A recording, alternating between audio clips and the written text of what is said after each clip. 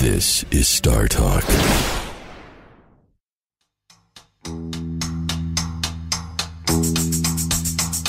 It's Good News Week.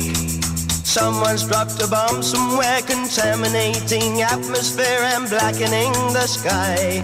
It's Good News Chuck, we're back. Yes, we are. Guess who I have in studio? I am very excited I have about this. in flesh Bill Nye, the science guy. It's so good to be here. What happened to your voice, I know. Neil? I became- and we have via Skype, by electronic transmission, Elise Andrews. Elise, the curator of IFLS. I effing frickin' love science. At least thanks for being on Star Talk again. I count both of you as friends of the show. It's not your first time you've been on. We've chatted with you about us. Right. And so what I wanted to focus on, IFLS has nearly 20 million likes, people who follow its content. Bill, your book, Undeniable, is now on the New York Times bestseller. Congratulations on this. Thank you. But there's a denominator here I want to tease out. Bill's book is not simply here's evolution. It's here's evolution to all you people who think it didn't happen. Right. It's got a target audience in there. And Elise, you've got entries in your on your Facebook page where the comment thread is like it attracts people who just want to attack science. So at least let me start with you. What is your take on who these people are, why they're out there, and why they're doing it? You're just trying to spread out what's going on out there. What's trying to drop some knowledge. Just trying to drop some knowledge. That's right. all. Honestly, I have no idea. I think the psychology of these people is very hard to get inside. I personally have never felt the need to write a 1,000-word comment about why I disagree with an article or why I hate something. So it's hard for me to get into that mindset. But it is very bizarre. I mean, even on a site like IFLS, which is very expressively and very clearly about science, it's very pro-science, it very usually goes with the scientific consensus, we still have an astonishing amount of people who just don't accept things that are scientific fact, at least according to the scientific consensus in the world of science. And that's really quite disturbing. You know, all I have to do is post about anything vaguely controversial, and that includes evolution, climate change, vaccines, GMOs, anything like that. And you'll see comment threads that get to tens of thousands of comments long, or with people getting very, very vicious and very upset about it. It's really quite surprising. I mean, I've stopped being surprised after all this time, but there are times when you look at it and think, wow. So what you should try is try putting a post, there's such a thing as gravity, and see if people object to that. I was wondering if people... There would be. There would be people that would find a way. I gained weight last week. I want to repeal the laws of gravity. So, Bill, you were in the Lion's Den debating Ken Ham. Yes. And I call it Ham on Nye. That's what I call that. And... I think I know what you mean. That was a priceless response. I call it ham on Nye. Well, it was... But It was a loss for words, which is unusual for me.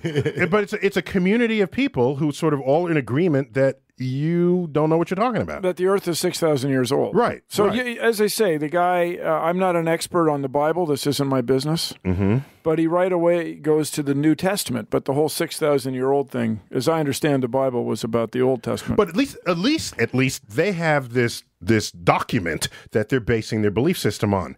Whereas I and Elise, what do we have? No. At least he has a document. At least the naysayers on your site, what are they based? It's a political philosophy then, in many cases, rather than a religious philosophy. Is that how we split the kingdom here? A lot of the time it is very politicized, yeah. And I find that very strange. Obviously, I'm British, and we don't have such a strong divide down party lines on science that you seem to have in America. Just from my observation, it seems very strange to me that people feel like they have to deny climate change based on who they're voting for. That's very alien to me, but that is what I see very much in the comments. That's because you guys have something that we sometimes lack called intelligence, and what? In addition to no, you guys, it just shows Chuck you just started a website. You guys have a robot driving around on Mars. Come on, let's not insult Americans too much. We still have two robots. Yeah, you do. There's two driving around, and there's one stuck in there somewhere. that Chuck is just trying to plug his anti-global warming website funded by Exxon. That's right. Okay, That's right. But you know, just to talk about all that and Exxon, it's two things. First of all, the biggest problem that I have with the creationist movement is they have a very strong, complete, thorough curriculum where they try to indoctrinate young people, school kids, Right. into this philosophy, and they have workbooks and DVDs and curriculum guides It's organized. and quizzes that demonstrate there is electricity, there's voltage and amperage, and the Earth is 6,000 years old. Right. Okay. And so what I will say, at least what keeps the developed world in the game, the UK and the US, is innovation, is new ideas. Both countries have no trouble feeding themselves right now. With food, yes. Yeah, with food. But what we export now is ideas rather than products. I mean, there are a few products. So if we raise a generation of kids that's not scientifically literate, that is a formula for disaster. Yeah, absolutely. And that's where IFLS really is changing the world. Do you know what your demographics are for IFLS? It is very much mostly young people. The vast majority of our followers are between the ages of 18 and 24. So that bodes well for the future. It sure does. And are they UK or is it USA? Is it? Do you have any idea? It's mostly, I mean, the four big countries we've got, it goes USA, UK, Canada, then Australia. Okay. So it is mostly the USA, but then to be honest, there are a lot of you guys. So most of the people on the internet are Right. in the USA. But it is vaguely proportional per country. It is remarkable. What's the world's most populous country, gentlemen? China. Second most populous? India. Third most populous? Russia? United States. Really? Did we pass Russia? There you go. Oh, So well, back when it was the Soviet Union, it wasn't. But now I guess if it's just Russia, it is. Maybe. Even so. Okay. There's a lot of, so that's why there's so many USians on the IFLesters. Yeah. Unfortunately, Facebook's blocked in China, so I can't reach them. That would, dare I say it, change the world. Wait. You're blocked in China? Are you blocked in China? No, not me specifically. The whole of Facebook. Oh. Right. So it's not her. It's kind of Mark Zuckerberg. Not my page specifically. You can't access Facebook whatsoever in China. Do you know how fast that place would change if you could get Facebook in there? It would, yeah, seriously. Well, they have their own version, don't they? Yes, they do. Yes. They have their own If version of Facebook the or government Tinder? sanctioned version or Tinder. Yeah. That's right. Wouldn't that be cool if Tinder got into China? Man, You guys, I just got a feeling it kind of is. That would bust loose everything. That's what I'm saying, Steve. Exactly. No, but I mean, really, you guys, it would change the world if people had unlimited access. To sex. Right. No, to anything they wanted to see. Oh, okay. But then maybe which that's the same initially thing. would Yeah. be sex. Yeah, maybe it's the same thing. Yes. But it would change the world, you guys, and so I think it would be a more effective. So at least you're doing noble work. Well, so these people who argue with the science, do they look like they're part of an organized group the way Bill's resistance is? No, I don't see that very often. Occasionally you do get what does look like a very mobilized task force. Like at the moment, actually, something I've got going on is I made a comment about animal testing. Okay. Somebody asked me if I supported animal testing or not. And I said, obviously, I do support medical testing on animals. It's unfortunate, but necessary. I look forward to the day when it is no longer necessary, but for the moment, it is necessary. It saves lives, and that's obviously important.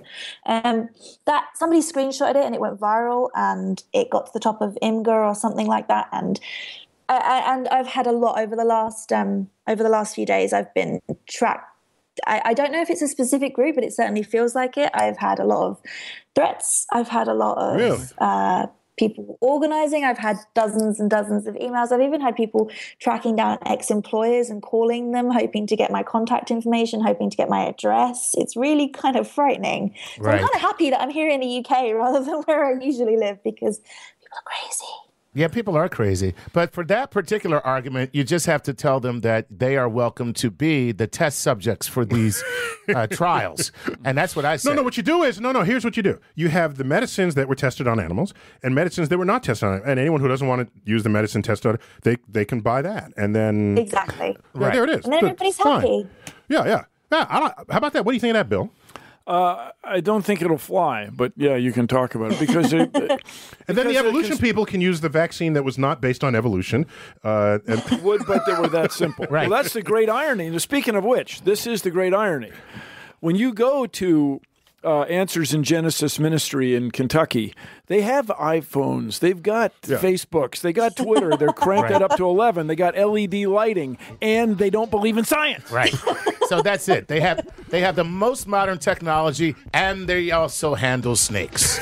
So They believe in the part that suits them, like everybody else. They believe in the parts that suit them. That's simple. Everybody's the same. So that is our collective challenge going forward. Right. Those who cherry pick science and those who do not. that's a good way to put it. At least we got to call it. We got to stop it there. Thanks for Skyping in to Star Talk Radio. Thanks for having me. And Bill, thanks for coming in. It's so good to be Chuck, in. always good to have you here. My pleasure. We've been listening to Star Talk Radio. I'm Neil deGrasse Tyson, as always, bidding you to keep looking up.